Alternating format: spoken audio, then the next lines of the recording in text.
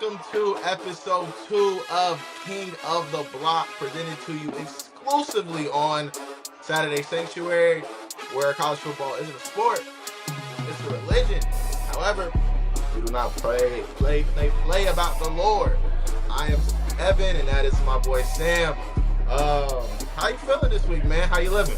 And I'm living good. I'm feeling good, especially after what I seen last week. So, feeling good, man. All right. We're going to get into that. You know, Bryce Underwood looks like the real phenom in the quarterback world. However, as you all know, Ohio State took down them Texas Longhorns on Saturday. So, of course, you know, we're going to recap the block game of the week. But we're also going to get into a Wolverine recap, as he just mentioned. We're going to talk about our most impressive and least impressive Big Ten teams. We're going to get into our Heisman hopefuls, and then we're going to talk about our upcoming block game of the week as the Wolverines travel to Norman, Oklahoma, Boomer Sooner, to take on Oklahoma in a Sharon Moore homecoming game. All right. But before we get into all of that, please like, subscribe, comment. Thank you to everybody that watched our episode. We have more views than subscribers, which is great. However, let's flip that around. So subscribe. Yep. Shout out to all the interaction on Instagram. Shout out to the Wolverine fans. Joe, shout out to you for commenting. We appreciate you for sure. Hey, Wolverine fans, let's run it up. I'm trying to get way more Wolverine interaction than Suckeye interaction. So let's run it up, Wolverine fans. Let's do it. See, like, I'm trying to be respectful, but he's talking crazy. So we're going to get right into the belt that we put on over the weekend. What is your biggest takeaways over Ohio State making Texas look like they don't even belong in the SEC? They should go back to the Big 12 or the Big 8. I mean, I think it was a good game. I mean, your guys' defense looked really good. Patricia came in, and people forgot who Patricia is. I think he got a lot of bad rap from his stint with the Lions, but he came in, did what he did. Showed a lot of fronts on the defensive end. Pretty sure that distracted Arch, made Arch look really bad. But on top of that, Arch already was looking bad on his own. He was bad, like bad. Like he didn't take that last name off the back of his jersey bad. But it was bad, man. I think a lot of that was attributed also to, like I said, to the defense. I mean, you guys' defense played really good. Number 8, Reese, he was nice. I'm not gonna lie. I'm gonna show respect where respect is due. He was nice. Number 7, Matthews, he played really nice too in the secondary. Caleb, even though he didn't really make plays, if you watched your film, he was everywhere he was supposed to be. Definitely affects a lot on the defense. Didn't really see a lot from Zero, Sonny Styles, but I mean, it's still a long season to go. But defense looked good. Offensively, it seems like Ryan Day kept it real conservative, especially for saying his first big game against a big-time opponent. Kept it real conservative, but, I mean, he did what he was supposed to do. Managed the game, managed the offense, moved the ball down the field. No turnovers, no mistakes. My only big concern is just your guys' running game. Like I said last week on last episode, Ohio State, most of the time you guys are like excel and get to that premier top point is when you guys have a great running game. Last year, you guys had the two-headed monster. 14, you guys had Zeke. So I didn't see any really explosive plays or explosiveness out the running game. So we'll see. Like I said, it's a long season. Hopefully that looks a lot better come November. November. Can't wait on that. But I'll piggyback off your first 2 comments, right? Last week's episode, I told y'all, you know what I'm saying, newcomer of the year is going to be Arvell Reese, and he showed up and showed out, right? People are talking about he's one and done. All right, they said, look, he going to the league after this year, which I wouldn't be mad at him. You know what I'm saying? If he continues to play like he plays, that coffin stunt on that sack was beautiful. And also, you know, I said, who needs to step up for us? Jermaine Matthews. And what did he do? We're up 7-0.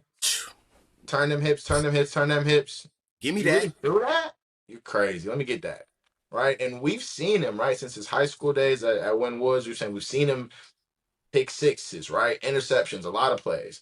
His freshman year, right? Took a pick 60, 50, 60 yards to the crib, right? So he's known to make plays. It's just like we said last week, there's a lot of people that left. A lot of NFL draft talent that was in that secondary, that even changes didn't get a chance to play in front of. Um, I think for me, one of my biggest takeaways is Texas went 1 for 5 on fourth down. Pitiful. Uh, Sark trusts his team. He trusts his play calling. However, two out of those four came on the goal line. Right, try to score on the first and try to sneak it in. We're not going for that. Same thing as last year. We're not going for that. Then IGB let them folks know, hey, it's not sweet over here. I'm saying I'm a little different corner than last year. I'm A here to lot make a less play. handsy. A lot less handsy and great technique, great film for the league, right? So I think our defense, I knew they were going to play well.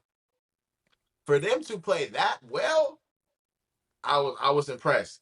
Shout out to Coach Houdini. That is Matt Patricia's name from here on out.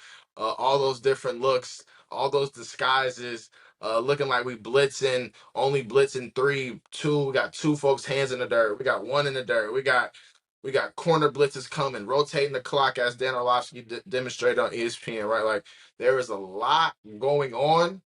So for offensive coordinators and quarterbacks, the rest of the year, you know, we don't play about religion over here. So I'm gonna pray for y'all, and I mean that because it's gonna be a long day.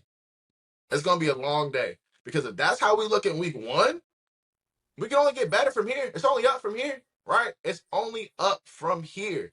And Caleb Downs, right? He wasn't everywhere. He made that tackle on that fourth down. Well, He, that tight end he's 1-on-1 with that tight end. Everybody else is double, like he mentioned. We doubled a Wingo, 2 catches, 40-some yards. DeAndre Moore, he said on that last play, we doubled him, 2 catches, 6 yards, seatbelt, right? And he made the play. He's out there literally being a coach on the defense. I remember there was a play, Devin Sanchez, true freshman, guided on the second series of the game, which surprised me, but that lets him know, hey, he's a grown man and he's ready to play. But there's a situation where he doesn't know where he's supposed to be. He looks at Caleb. Caleb tells him he still doesn't know. He says, "Hey, switch me, bro. Switch me in the right before the play snaps." That is a luxury that we will not have next year, and that we have it right now. And everybody needs to take advantage that we literally have a coach on the field who is the best defensive player in the country. When do you have that combination of both? And on top of that, we got Coach Houdini. Boy, I'm gonna pump the brakes for now. But in a few weeks, after we play Penn State, oh yeah, back-to-back talks for sure. For sure. Now on the offensive side of the ball, after the Jermaine Matthews pick, I'm talking to my homie. I'm like, hey, if I are who we think we are, we got to go score 6 right here. We got to take a shot. And what do? Take a shot to 17, who I will continue to say every week on this show will go in the first round in NFL draft. Point blank, period. Point blank, period. And what does he do? Balls underthrown. That's cool. I got it. Circus catch. Strong 2 hands. Touchdown. What? Whole place goes crazy. Crazy. Now to your point about the run game. I'm not worried. I'm not worried. You know what I'm saying? We got some new starters on the O-line. We got some continuity at the beginning. Everybody's rotating a lot of pieces. And I'm gonna give credit where credit's due. Texas has a good defensive front, right? Their best corner was the freshman who I saw, but their front is not no joke, right? So we will work on the run game. Everybody's like Julian Sandin throw for a lot of yards, this, that, and the third. He made key plays. He didn't make any boneheaded plays, and most importantly, he looked like the way more poised quarterback on the field. He looked very poised out there. I'm saying, instead of ours. Now, Buckeye fans, we're never happy with everything, right? Our punter, will not mention your name right now, brother, because I still got a lot of love for you.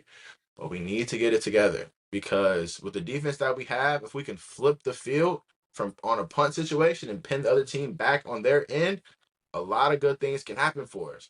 His first punt of the day was phenomenal, but after that, he was subpar. I'm getting texts in our group chat like, fourth quarter, hey, what's up with y'all punter? Right? Like, y'all defense looking great, but like, what's up with y'all punter? I couldn't tell you. Right? So something to work on there. But overall, Coach Day, Coach Hartline. Coach Hartline called a conservative game. Shout out to you, man, for calling your first game. I appreciate you. Got a big dub in the crib. I think it really gets worse if we don't have those drops in the first quarter, right? We go for it on the 50. Max Clare drops it, hits bro in the face mask. You're not at Purdue anymore, brother. We love you. We got a lot of expectations for you. You're gonna rise to the occasion. We know that. But help out your redshirt freshman quarterback. You know what I'm saying? Like help him, help you, help us. You know what I mean? And then JJ was thinking about scoring on the first one and the second one. So JJ doesn't drop passes. So I really think it's probably 28-7 if we don't have those drops, and we do open it up a little more. But our defense and Coach Houdini were playing so amazing that let's play complementary football. And that, you know what I'm saying, that's what we did. And that's what we did in week one. So biggest takeaways, that um 1 for 5 on fourth downs. They got their first one. Those next 4 times, it's over with. Right. So I think our defense is looking crazy. Alvaro Reese, Buckets Award. Wrap it up. Wrap it up. And honestly, for Buckeye fans, last thing on this, shout out to Dayton, Ohio, and CJ Hicks. He really wanted to put Arch in the dirt. However, it's Arch Manning. If he hits him too hard and goes scoop and score, probably throw a flag, a little targeting like Michigan would know about. But for him to come up in that situation after sitting and waiting and not working out at middle linebacker and want to go to the edge and the little video when he was getting the pizza and all this other stuff, for him to be on the edge in that, for them to trust him in that moment, for him to come off, have to rush Arch to throw it a little sooner than he wanted to, and that was beautiful. Almost shed a tear. Almost shed a tear. But Buckeye Nation, it was a glorious victory. Some folks thought that LSU would be ranked number 1 in the country. Well, my man, as retired Lee Corso would say, not so fast, my friend. Not so fast. The Ohio State Buckeyes are the number 1 team in the country, as we should be, and we will remain the number 1 team in the country for the entire season. We will go wire to wire. You heard it here first. Man, I kind of just want to piggyback off of that. Yeah. Go ahead, brother. Not piggyback. That was the wrong word to use because I will not piggyback off of what an Ohio State fan says. But just to add on to that, Arch looks bad. I know we're talking about the Big Ten, but just to chime in and a key takeaway from this matchup outside the Big 10 Arch looks bad. His mechanics were piss poor. I know you mentioned in the group as that first play of the game when he threw it in the dirt. I said, oh my God. I said, this is everyone's number 1. Is this your king? This is your king? This is everyone's number 1 overall generational talent? And then he had a couple sidearms over here looking like Uncle Rico, like that boy needs to tighten up. Skipping rocks. But it's the first game of the season. I do want to say I think the expectations for him were unfair. He didn't live up to those expectations. If he had any other last name on his jersey, he probably wouldn't get talked about this much. But yeah, I mean, he needs to step it up. But once again, I'm gonna still give credit where credit's due. The defense did look good. Defense did this thing, and yeah, I mean, like his granddad said, he's not coming out this year, and now we know why. Right, and now we know why, and that's okay. But the media made it to be this whole big ordeal. He's number 1 pick in the draft. He's the best player since Tim Tebow. Like that, you know what I'm saying? So there's expectations. If New Orleans gets the number 1 pick, he might do it just to go home. I don't know, because Nussmeier's father is the OC with the Saints. So you know who he's. You were talking about nepotism.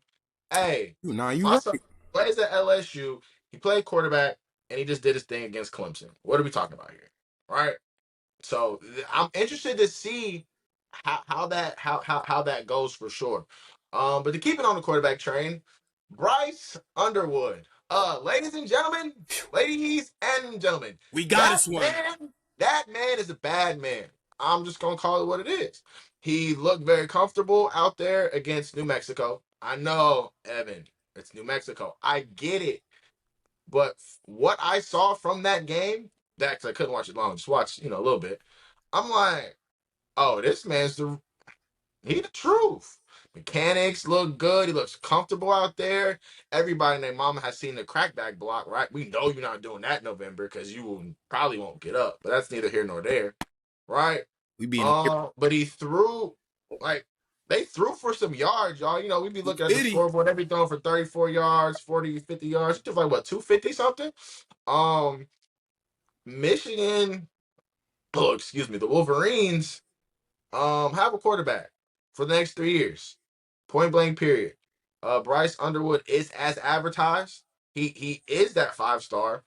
I'm gonna say he's worth all $12 million that he's paid. Y'all probably underpaid him, to be honest. The way he looked as a true freshman in his first start at home under the lights, very comfortable, very very comfortable, right? But yeah, I'll let you take it away with the rest of the recap on the Wolverines.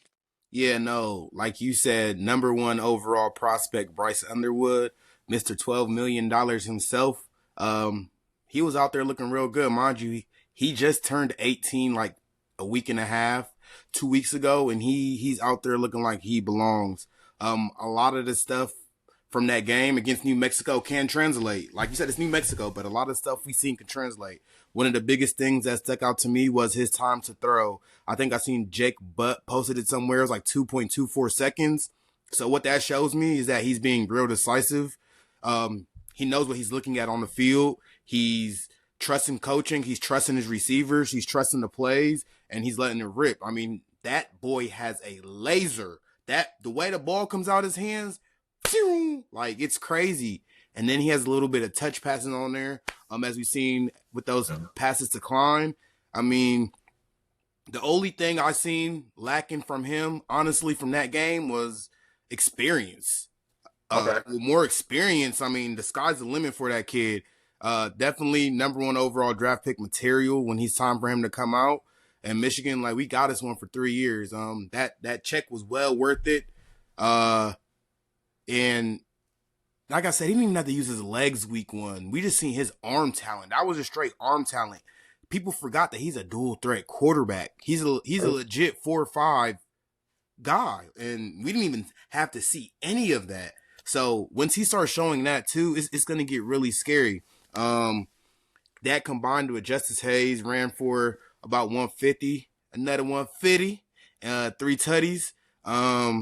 30 tutties is that man looking impressive. nice. That man looking nice. That's my secret Heisman runner. We're gonna talk about that more later, but that combined with Bryson and Jordan Marshall, he really didn't have a good game. But I mean, we know the talent's there. We seen what he did his last game. He started in the ReliQuest Bowl against Alabama, so he ran for 100. So he played against SEC competition and looked real good. So next week, I'm not worried about him, but he's gonna get it going as the season goes along as well. Our receivers, we have receivers. Hello, Michigan. We have receivers. And I just want to say, all receiver prospects, 4 and 5 stars, Michigan, we can throw the ball and we are willing to throw the ball. Now, shout out to Chip Lindsey. Came here. We have an identity, a real balanced offense, and we gonna throw that ball. So recruits, come on. And we got money.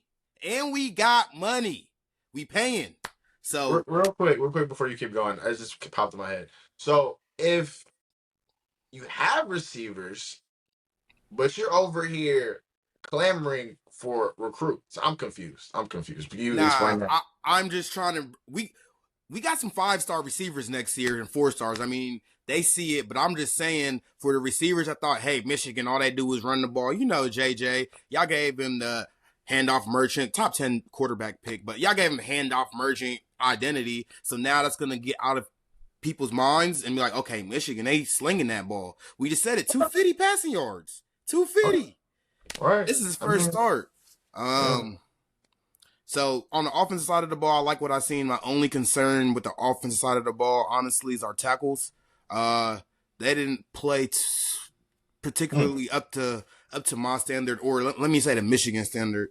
I really didn't like what I see. A lot of inconsistencies there, but I mean, all of that can be cleaned up. Sherrone Moore, you know, he's known for O-line. So hopefully we get that cleaned up. Defensively, we looked real good. Gave up 17 points, but a lot of that was on extended drives due to penalties. And New Mexico pulled out every single stop in the book.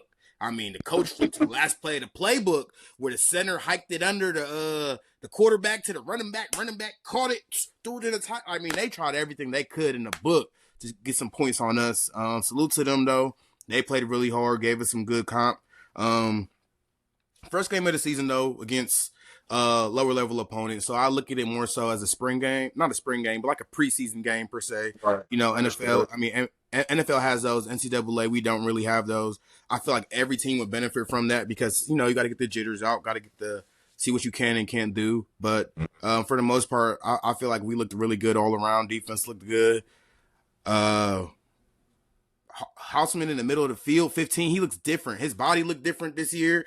Pause, but he looking different. He running around sideline to sideline.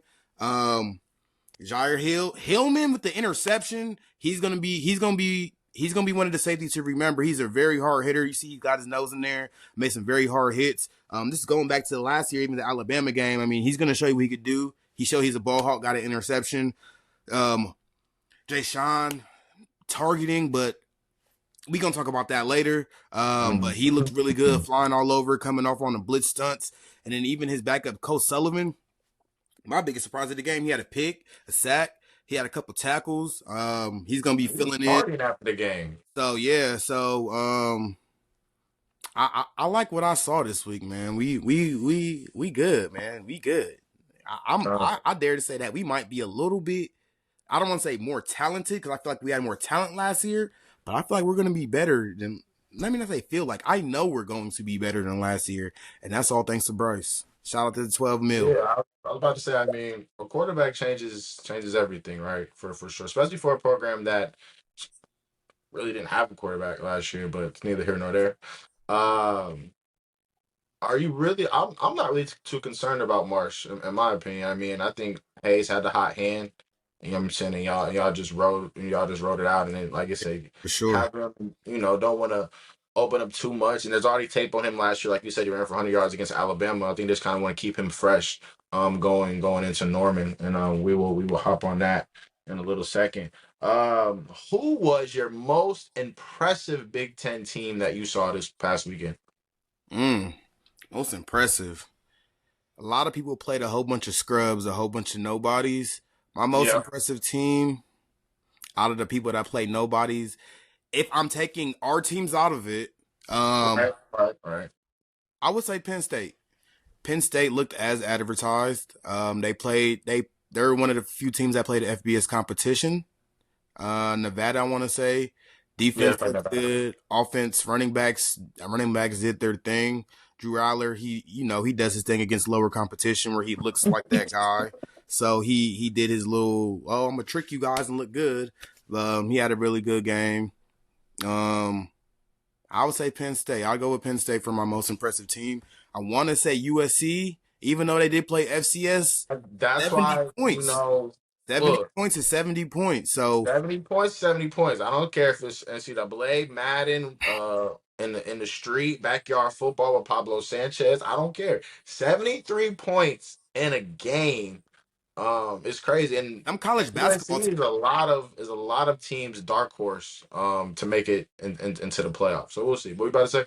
I was gonna say some college basketball teams don't even score 73 in a game. So no, it's a fact. 65, 55, 65, 62, are those games for sure. But I will say now the Nittany Lion, that's definitely a good pick. That running back tandem is serious, and that running back tandem could be playing on Sundays this year. And they decided to come back and play for the Nittany Lions and try to beat the Kings of the Block in their conference, pun intended. My most impressive team, I will say, was Illinois. Right, Illinois scored in all three phases. Right, I know they didn't play the best opponent. Right, scoring all three phases, holding your opponent to a field goal. They didn't think they scored a field goal till I think it was like 13 minutes left in the fourth quarter. So really started the fourth quarter, and for you to really dominate, very balanced attack. I think let me make sure I'm right here stat wise. Yeah, they threw for 231 yards, ran for 209, right? So very balanced attack. And everybody's like, why is Illinois ranked 12th in the country? Well, look, we're gonna take care of business and we're gonna show y'all that. In all three phases, we look pretty solid. Good. They look good. They look pretty solid. So I would say Penn State I definitely agree with you for there, but for the sake of the conversation, I would definitely say that um Illinois definitely impressed me for sure. Yeah, My least they're gonna press some. impressive team um is Nebraska. I'm sorry. Y'all are playing Thursday night, Ooh, Arrowhead Stadium. everybody watching. Everybody watching. Travis Kelsey in the building. Mm, Mr. Swifty's in the building. mm. Y'all in a dogfight with Cincinnati? Pat was in the building. You know, Raiola's his idol was in the building.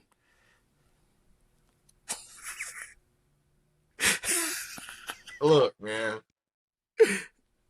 We're not even gonna get into that. Dylan was very same as Arch, right? Really hype. And then I think you said it. He only had 3.45 yards like per attempt. It was no downfield throws. I saw him throw the ball down more the field at Grayson last year in high school than I've seen him in 2 years, right? Yeah. Matt Rule's in his third year, right? He turned Baylor around in his third year. Everybody's hyping his third year, Rule third year. He's got his guys in there. They're going, they're going to sneak into the playoff. They're going, they don't have a tough schedule for real in the Big Ten. They don't play a majority of the big dogs. They're going to come out there, and get it done, right? I know Nebraska fans are begging, are pleading for a competent football team. And y'all almost lost to University of Cincinnati. Now, we both love Cincinnati. I got no problems with UC.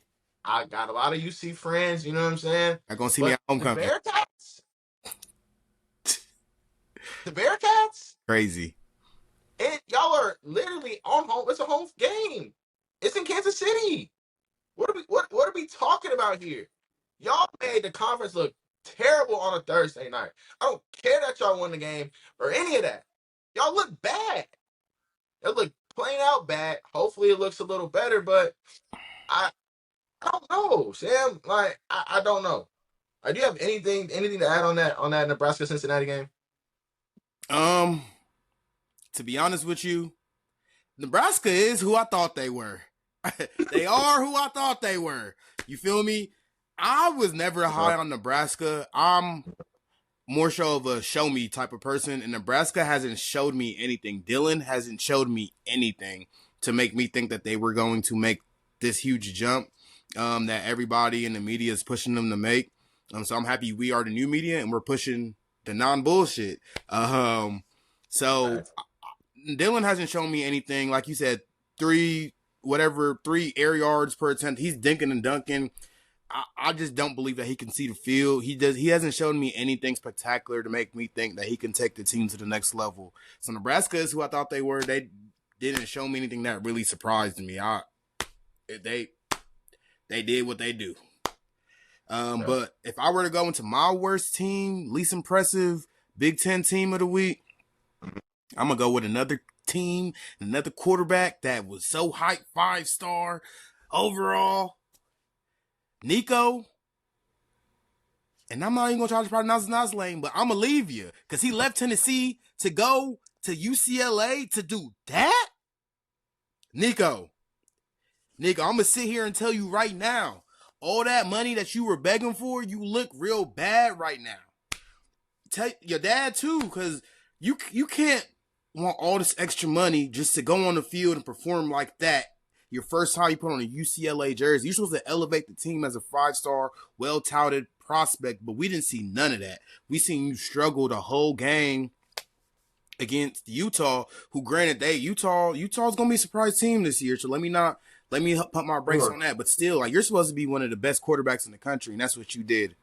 Hello. The last 2 times we seen you on the field, you got blown out. And it you know a lot about that. Yeah, but we cracked them helmets. But like, yeah, the time is ticking on him, and to make matters worse, his replacement that they traded for looked way better than he ever did in a Tennessee uniform. Balling. ever in a Tennessee uniform, regardless of opponent. So they were my least impressive team on the week, and I'm surprised that this is not a bigger story. Granted, I know Arch in number 1 versus number 3. I know that's gonna take headlines, but this should be a way bigger story than it is, especially since over the offseason, it was everywhere. I couldn't turn on ESPN. I couldn't look at Bleacher Report without them talking about him or his dad and what's going on between them. So this should be bigger of a story because this performance he did was bad, was real bad. I remember going back to that scenario. He literally left them high and dry right as they were about to start camp.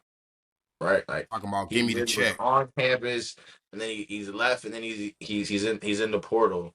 Right. It's interesting, right? Shout out to Haslam College of Business, University of Tennessee, GBO. Shout out to my college. Uh, but it was sad, man. It was sad. It was like you said. We're in a new era of the NIL. We are in never foreseen waters with this situation where we have a quarterback who is strong arming you to, hey, I need a $2 million raise, or I'm up out of here. Huh? What? And shout out to Hypo for saying we good, bro. We good.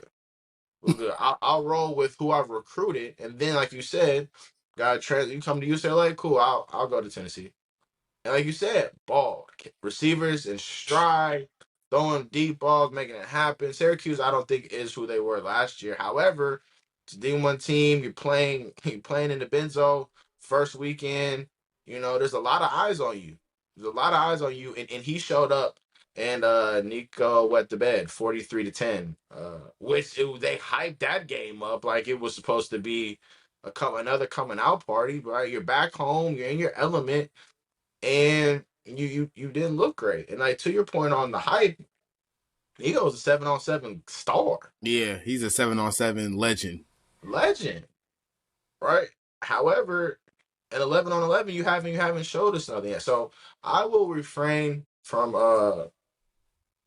judging too harshly on him just yet. Uh, but he got to look better because we expected Utah to win the game. I just don't think we expected it to be 43-10. Oh yeah, hell no. We definitely didn't expect it to be. Right, we didn't expect that. All right, and this next segment, he's definitely not going to be a part of if he keeps playing like that.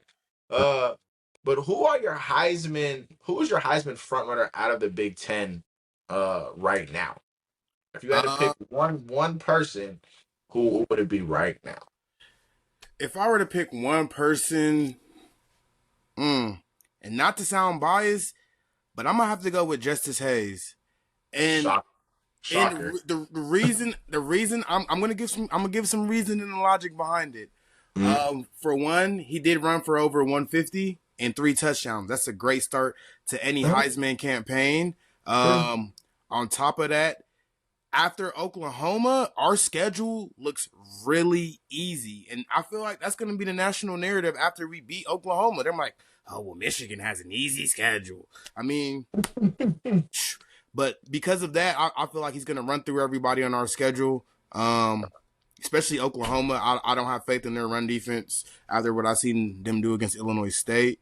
But, yeah, I got Justice Hayes. I mean, I'm not gonna lie. 16 carries, 159 yards, 3 tubs, Great start. 9.9 average. I mean, Great. that's It's a great start that's to a Heisman pretty, campaign. that is a very good start to the Heisman campaign for sure. For sure, for sure. I mean, it's very biased. I'm not mad at it though. I'm not mad at it No, though. no, I'm not being biased. I'm looking at the situation.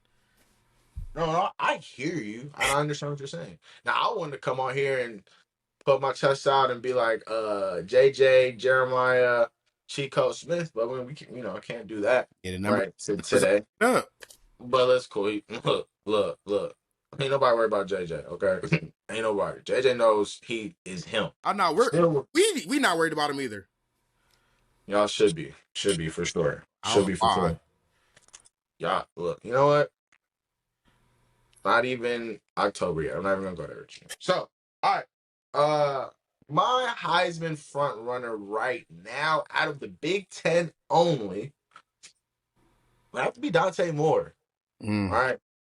Pick. Born and raised, Midwest kid, born and raised in East Cleveland, Ohio. Grows up in Detroit, goes to Martin Luther King High School out of there. Highly touted quarterback, someone who I believe lived up to the hype. Right, 18 for 23, 213 in the air, 3 touchdowns. Relevant. Very clean, very efficient, very clean game. Someone who, you know, look, they had Bo Nix, who's doing his thing in the league right now. Well, I had a good last year. I was very surprised personally, right? Oregon got the flashy jerseys. They have a big game against Penn State. They're gonna put up a lot of points. Allegedly, they have a $40 million roster. So he is in position, I feel like, to definitely be in the Heisman conversation. He has all the tools. He let it be known, that he was very efficient, very accurate. Didn't waste movements. He looks clean. He looks good.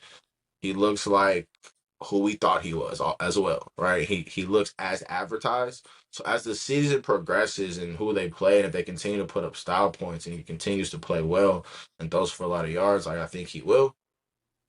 He will be in the Heisman conversation for the conference as Helps. we head forward. It helps that he's a quarterback because you know how the Heisman is a quarterback award. More now. Heisman is a quarterback award. Normally, like in recent times, right? If y'all are not aware, Travis Hunter just won the Heisman. Devontae Smith, the wide receiver that just won the Heisman. But outside of that, recently we have a few running backs like here and there. We got But for the most part, in recent history and just history in general, like the Heisman Trophy is a quarterback award, right? So I definitely believe as being probably one of the premier quarterbacks in the conference, he's going to have a very good opportunity to at least be in New York and have a chance to raise that trophy in December. for sure.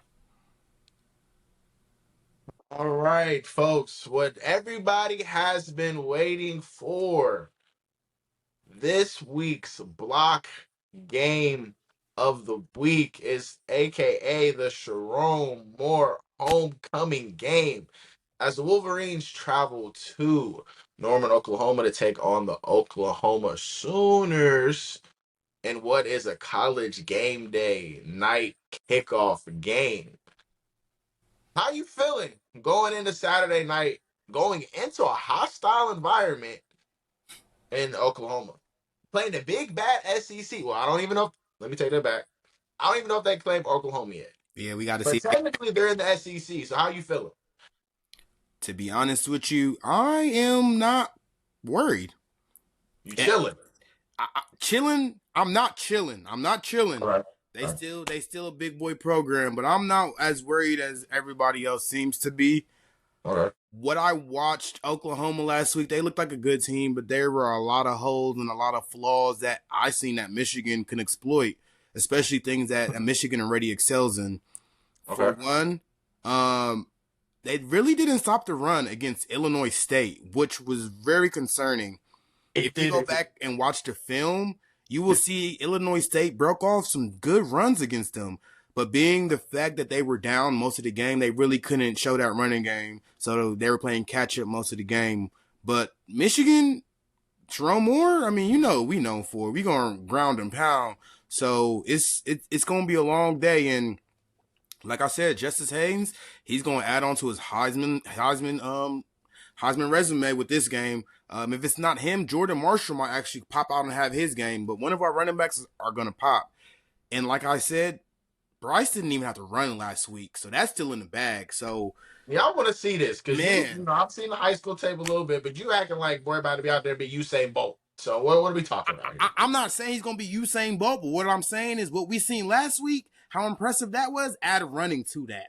That's all I'm saying. Legit 4.5 speed, 200 plus pounds. Yeah, it's gonna get nasty, especially with the read option with the running backs we have. Yeah, I'm not concerned. And then their offense put up some good points, but once again, it was against an FCS competition, and Mateer looked really good. Don't get me wrong. Came with his OC travel, offense similarities from previous offense come over to Oklahoma and does the same thing, but he had a lot of mechanical throwing issues. Granted, he was throwing to wide open receivers on Saturday. They won't be wide open this Saturday. Right. I'm trying to tell you, they won't be wide open. Wink is going to be bringing that pressure. And when Jermaine comes back in the second half, he's going to be playing out there like his hair is on fire because he's going to be playing with something to prove. He's going to have a whole first half of stats to catch up on because, it's a senior year. He needs to get that tape out there. But he's going to come out playing with his hair on fire. It's going to be bad. They really can't run the ball against Illinois State, who outrushed them. I was waiting for that nugget. Which was crazy. So it once they become one dimensional against the Wink Martindale defense, it's going to get sliced and diced. I can see at least 2 interceptions. He threw 1 interception last week against Illinois State due to bad mechanics. Once again, for all you film junkies or people that just want to go look at it, go look at that interception he threw. It was because of bad mechanics. He was also throwing the triple coverage, but I'm not concerned. I think we're going to go in there, win by at least 10 points. Go Blue. Okay, my man is extremely confident. 10-point plus victory. Interesting. It's crazy though, because they have the spread Oklahoma by 6 points. Crazy. So they know something we don't know. Right? Vegas be knowing. Right? Vegas be knowing. I listened to watched a lot of podcasts this week trying to tap into Oklahoma and see if I could support them in any way, right? I saw AP's final Big 12 championship game live. I was there. I love to see great talent. Sam Bradford's not walking through that door, unfortunately. And really, they really don't feel like they're gonna win. Like that is what I got from what I listened to. I listened to Brent Venables' press conference. He's giving y'all like we understand respecting your opponent, but I'm like, if you go listen to his interview from I think it was Tuesday or Wednesday his press conference, you know, one of the top teams in the country, just won national championship a few years ago, and they play tough. Da, da, da, da. Like, what do you do? Venables, like you're supposed to be you are not supposed to be. You are a defensive minded guy. You are great on the defensive side of the ball. So I definitely believe that. I'm not saying it's gonna be Coach Houdini out there, like my man Matty P did, but he's gonna throw a lot of looks at Bryce. Bryce is not gonna that 250 and layering the ball easy and deep to that tight end. We're gonna get that in November, but that's neither here nor there. Right. I'm thinking some of those throws are not going to be here. Now, if y'all go back to traditional, which I've been, and handoff merchant, I think y'all have I think it could get ugly, and fans could be leaving the arena going into the fourth quarter, leaving the stadium going into the fourth quarter, because if you do make them one dimensional, I just don't know how Oklahoma scores points on y'all for real, right? They were up 21-0 against Illinois State at halftime, and they didn't score again until the fourth quarter.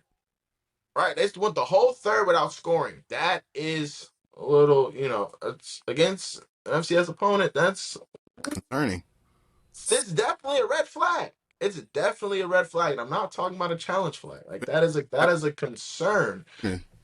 So I'm definitely interested to see what Vegas knows that I don't know, because Oklahoma's Trying to give out free money for those of y'all that are watching.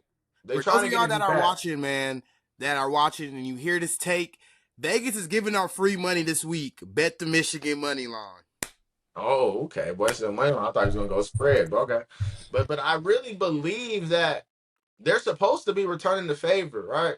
They were so ecstatic when they saw that, Ohio State took down Texas last week. Ooh, whoop, they was cheering in the stadium, doing their thing. They're supposed to be returning the favor, right?